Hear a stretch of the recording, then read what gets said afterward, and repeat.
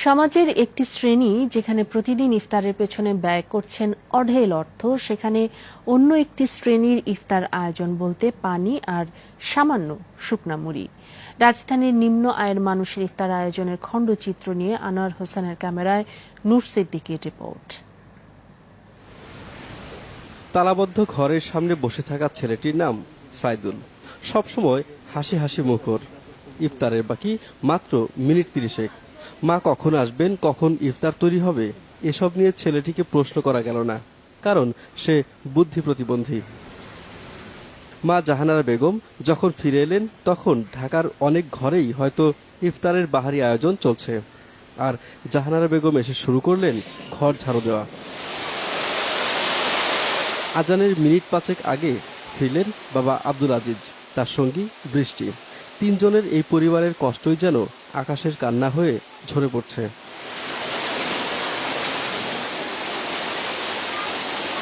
ততক্ষণে জাহানারা বেগম ইফতার আয়োজনে হাত দিয়েছেন। পরম যত্নে 3টি গ্লাসে পানি আর থালায় সামান্য মুড়ি বাড়লেন।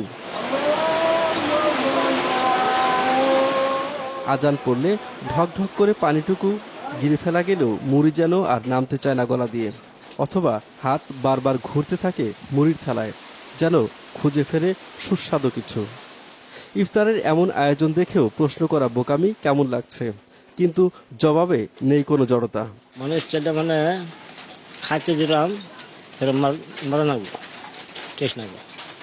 কেন এত ভালো লাগলো? কেন ভালো লাগলো? মানে মুখের রুচি আছে, একদম ভালো লাগলো। আর রুচি না ছাড়া তো মুখ ভালো লাগতো। হ্যাঁ, সাদা পানি খেলাম, মনে করেন মুড়ি খেলাম, যার কোনো কিছু নাই, এই যা আছে তাই যেখানে ইফতারের এমন দশা, সেখানে সেহরির প্রশ্নটিও অবান্তর।